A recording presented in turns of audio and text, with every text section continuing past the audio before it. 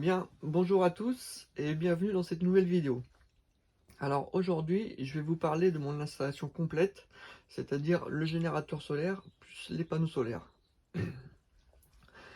Alors le générateur solaire, je vais vous en parler succinctement car j'ai déjà réalisé une vidéo dessus, complète, que je vous recommande d'aller voir pour avoir beaucoup plus d'informations.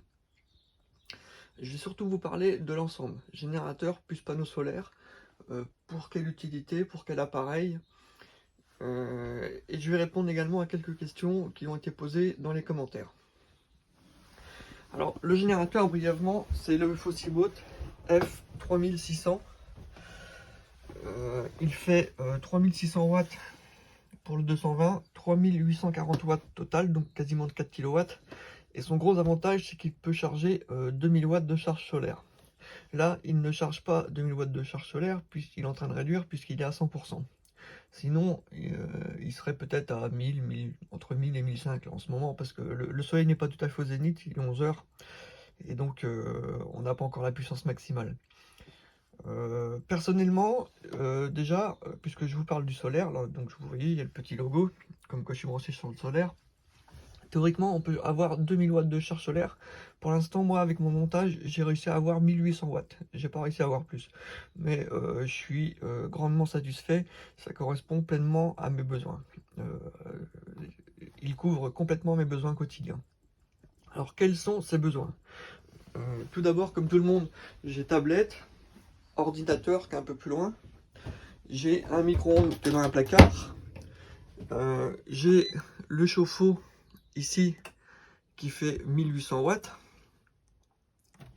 J'ai le frigo, donc qui consomme, hein, un frigo avec gaz congélateur, donc qui consomme toute la journée. J'ai les lumières, j'ai la bouilloire, j'ai un aspirateur, j'ai une platine vinyle, j'écoute de la musique. J'écoute de la musique, j'ai tout un tas de petits matériels pour écouter de la musique. J'ai tout un tas d'appareils électriques en fait, tu vois. Et ce générateur, couplé avec les panneaux solaires, couvre tous ces besoins-là. Regarde là, tu vois, il est 11 heures. Donc c'est une belle journée aujourd'hui, il est 11 heures. Et le frigo est tourné toute la nuit. Les ordinateurs, moi c'est 24 heures sur 24. Et tu vois, je suis à 100%. Alors, il est branché sur le solaire. Le solaire, comme tu peux le voir, je l'ai passé dans les joints de la caravane. Et tu vois, ça glisse. Ça glisse, donc il y a du jeu. Donc ça pose pas de problème en fait. Tu peux passer tes câbles et fermer tes fenêtres et que ça soit étanche. Ça pose pas du tout de problème. Moi je préfère faire ça que de percer des trous, tu vois. Faire des trous dans le matériel. Parce que le jour où tu la revends, c'est pas dit que l'autre propriétaire ait envie d'avoir la même installation. Donc moi je préfère que le matériel reste d'origine et en bon état. Donc les câbles ressortent ici. On va aller faire un tour. Je vais te montrer à l'extérieur les panneaux et je vais t'expliquer le branchement et le pourquoi du comment. Hop.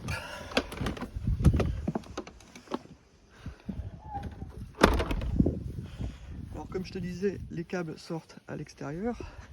Donc moi c'est boisé, j'ai pas le choix pour avoir mis les panneaux. Donc le câble, on le retrouve ici. Et les panneaux, j'ai pas eu le choix que de les mettre dans l'endroit le plus ensoleillé, donc ici. Donc l'installation solaire se constitue de 6 panneaux de 400 watts de 24 volts chacun. Ces panneaux de 24 volts sont branchés par deux en 48 volts. J'aurais pu faire un montage plus important, mais là j'ai fait 3 fois 48 volts, ce qui fait 144 volts. J'aurais pu monter à 96, la batterie encaisse 150 volts au total. Mais moi, à partir de 120 volts, on a des risques d'arc électrique dans les câbles. Donc 48 volts, je trouve que c'est le bon compromis. Même quand c'est couvert, j'ai un très bon rendement. L'autre jour, c'était super couvert. J'arrivais à rentrer 500 watts. J'ai jamais eu ça avec des panneaux 12 volts. Avec des panneaux à 24 volts, c'est un peu mieux. Là, en 48 volts, pour moi, je pense que c'est vraiment le bon compromis.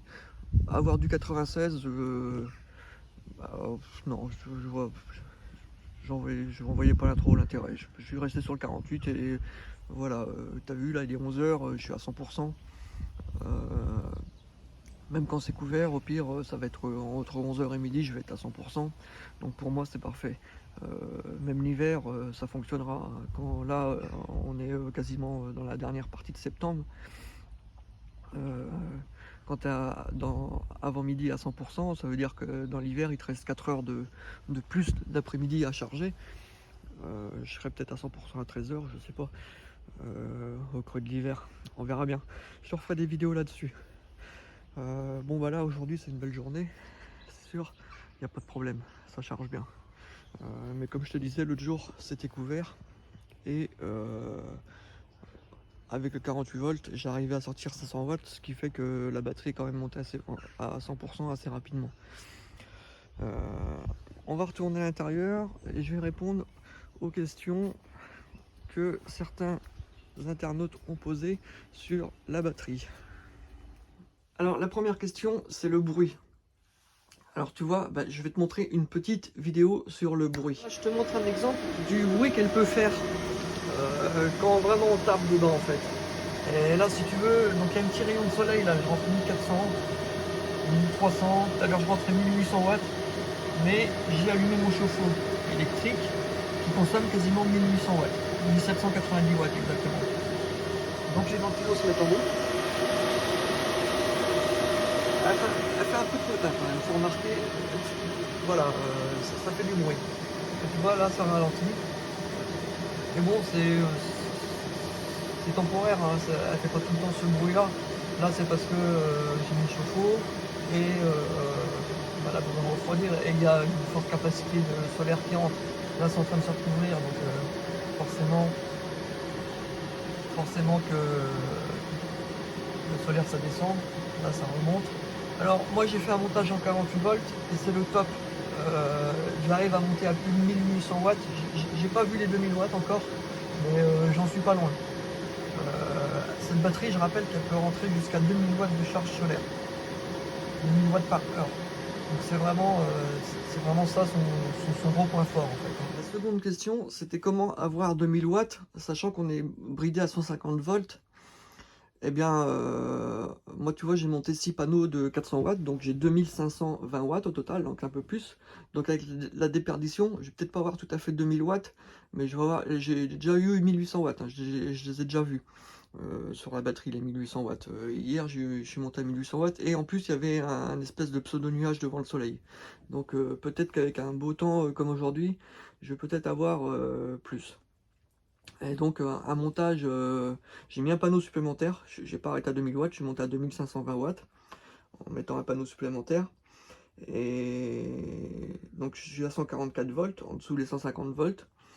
Et bon, ça fonctionne bien comme ça, hein. Pour moi c'est parfait, hein. C'est la bonne combinaison. Et la dernière question, pour la commander, c'est AliExpress, hein. J'ai mis un lien en dessous. Sur Amazon, elle n'y est pas encore. Alors peut-être qu'elle y sera. Sur Amazon, vous avez le modèle en dessous, qui est un peu moins cher, qui est 500 € moins cher, mais qui va être moins performant évidemment. Donc tous ces liens sont en dessous de la vidéo. Il y a tout mon matériel de caravaning. Il y a tous les liens, il y a toutes les infos dont vous avez besoin en fait, souvent qui sont posées dans les questions. Voilà. Si vous avez d'autres questions, n'hésitez pas. Pour l'instant, je pense avoir fait le tour de pas mal de choses. Globalement, comme je vous dis, je suis satisfait. Maintenant, on verra dans le temps si le matériel dure. Alors pour les panneaux, il n'y a pas de problème, ça j'en suis sûr, parce que j'ai déjà commandé chez ce fournisseur. Par contre, la batterie, bon, on verra. Elle est garantie 2 ans déjà, donc ça laisse un peu de marge. Normalement, elle devrait faire 10 ans, 15 ans dans ces eaux-là. Enfin, moi, je l'aurais revendu avant de toute façon, parce que je garde pas le matériel aussi longtemps. Je préfère le revendre et repartir sur du neuf, changer. Disons qu'une fois que c'est à peu près amorti, quand tu rentres dans les 3-4 ans, 5 ans, je modifie l'installation et je repars sur autre chose. Surtout que ça risque d'évoluer toujours. Et ça se revend très bien sur le marché de l'occasion, hein, tout ce matériel-là. Moi, ça fait plusieurs fois que je change d'installation solaire. J'ai toujours tout revendu pour racheter derrière et j'ai jamais eu de mal à vendre sur le bon coin. Voilà, ça peut être une petite info pour vous si vous voulez démarrer. Des fois, ça sert à rien de démarrer avec gros, démarrer avec petit, ça permet d'essayer et vous allez être convaincu, vous allez voir. Voilà, je vous laisse. Je vous souhaite une bonne fin de journée. Je vous dis à bientôt.